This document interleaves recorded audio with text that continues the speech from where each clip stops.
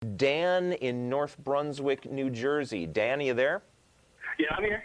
Hi. Thanks for waiting. How you guys doing? Good. How are you? I just want to say I'm a real big fan of you guys. I think what you guys are doing is great. Thanks. Absolutely. Anyway, so I'm an atheist, and I had some Jehovah's Witnesses come to my house the other day. Uh-huh. And that's always entertaining, isn't it? And I entertained them and let them talk to me about what they believed and stuff. Uh-huh. And I'm studying chemistry, so my knowledge of thermodynamics and the Big Bang and physics is pretty good. So I used some of that to explain to them, to actually give them, a crash course in physics on how the Big Bang works, because they obviously don't understand. You know what I mean? Let me guess what happened. They all kind of said uh-huh and ran away. Yeah, well, they didn't. They haven't come back yet. I told them they can come back and talk to me whenever they wanted. You know what I mean? Because I like debating these things with people. I feel that they're fishing for souls. It helps my argument skills in this field, but it also lets them know that there aren't people who you can just come and talk to and think you can just persuade people to do whatever you want. That they're smart people that'll question what you think and argue with you on things like that. So. Some of the questions I had for you guys is the one thing that they asked me, which I couldn't really find a good answer to explain, which is what the purpose of life was. They said to me, well, what's the purpose of life? And I said, to reproduce and to live. That's in the laws of thermodynamics. The way they are, and they wanted to know why the purpose of those laws. It's a loaded question. It's a loaded ahead. question because for there to be a grand purpose, there has to be somebody for whom that purpose is meaningful, right? And so it's a loaded question where they're inferring that there's a God to whom the purpose matters. It's like them starting out by asking who created the universe, right? Yeah. Which makes it a question with an assumption that's their assumption, right, from the get-go. What they need to do is show that there needs to be any purpose, And there's reasons why things are true. I mean, I could be walking down the street and see a rock in the side of the road, and I can wonder, what is the reason why that rock is there? And then we're talking about the history of all the forces that moved that rock around and shaped it to its current shape. That's not what they're talking about, right? They are trying to shoehorn in the assumption that there's somebody who would have a purpose. And you may have your own purpose for your own life and your own reasons for doing things, and that's perfectly fine. And that fits in this notion of the purpose of the design or conscious decision making. But as Jeff says, they're just trying to shoehorn in a little spot for their God.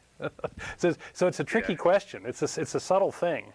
And unless you know to look for it, you could easily get tripped up by that. Okay, I understand what you mean. And another thing I wanted to ask you guys is, I was talking to them, and I told them, that I had read a couple of passages in the Bible, in the Old Testament, that actually preach genocide in the Old Testament, such as Deuteronomy and stuff like that. Now, the flood. I've heard that there are a lot of passages that preach this kind of stuff, and I'm just curious, is there really an overwhelming amount? Oh my gosh, yes. I'm just realizing I haven't hosted the show in years. I have a big notebook of useful tidbits of info that I've gathered, and one is a complete listing of all of the deaths in the Bible that were either committed, all the killings that were committed either by God directly or in response to his supposed command. And you did a show on this. It's not just in your notebook. You did a show, and you can look in our archives for that show. Is it up there somewhere? Yes. Yeah. Yes. It's in the multiple millions. Okay. Of course, you have to estimate a lot of it, but yeah. That's pretty overwhelming. That's in multiple millions, not even counting things like, and they destroyed this entire city and killed everyone in it without seeing fit to tell you how many people that was. It's still in the multiple millions. So that's pretty intense. There's a lot of that in the Old Testament. When I said that, their faces totally went blank, and they had a King James Bible with them, but that's not the Old Testament. And I said, King James has Old Testament in it. Some of the Old Testament scriptures up that said that from Deuteronomy, and they weren't really interested in having me do that.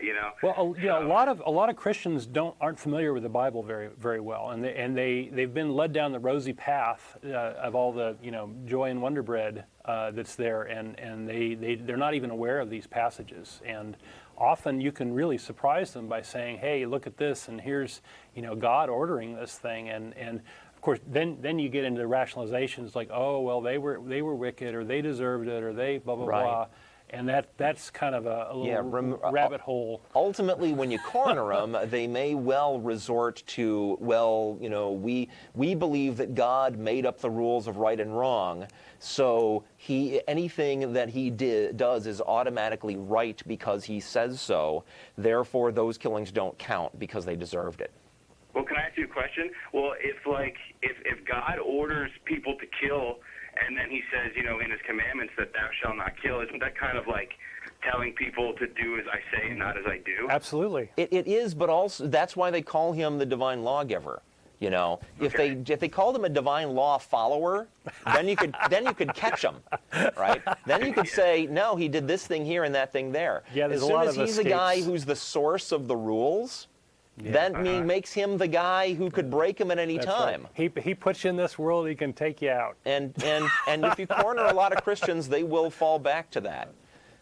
That morality doesn't count when it's God doing the immoral thing. But the because gist of by this definition, anything he does is right. But the gist of this is anybody that buys into this stuff has got their moral compass spinning in all sorts of different directions. Right?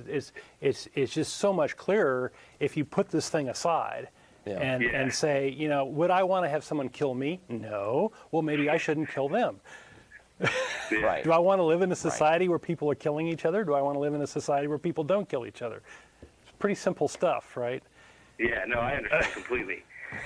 And my last thing I really wanted to ask you guys is next time is there a better approach I can take to next time they come here to like totally be able to fend off anything they say to me? I know you guys are very good at arguing with people, so is there anything I could... It's not a question of approach, it's a question of knowing stuff.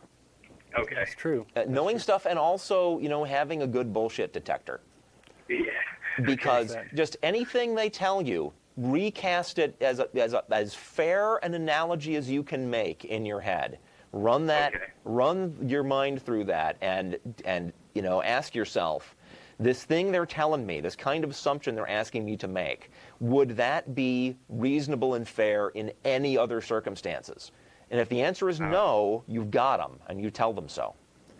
Okay. That's what I do. Well, let me throw out another thing, too. If you're interested in Jehovah's Witnesses in particular, you might go look at and study up on all the different predictions they've made that the end of the world is going to happen and that have been wrong. And you might make a little list of those and point those out, and then you can also look up. There's a passage in the Bible about preaching false religion and false doctrine, and you can kind of put those two together and watch their little brains ask them explode. whether they accept the punishment for preaching false religion. Anyway, so that would be one thing I'd maybe throw out for fun. Okay, Dan.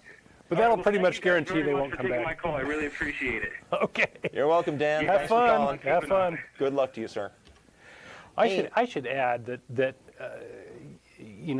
for people who have never debated with theists, it's hard. It's hard because the theists don't logical arguments are not generally accepted by theists. They're locked into this emotional thing, and it's very hard to convince a theist of anything that goes against what they believe and those doctrines. But it's a good exercise, I think, for people to, for atheists, to go through these arguments and learn these things and understand them, because it helps you critically think. And there are lots of good reasons. There's reasons why we do this sort of show. We're doing the show for the fence sitters.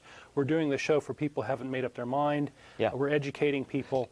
And those are the sorts of people that we're really trying to reach, I think. And those are also not the sorts of people who tend to come door to door. Right. So right.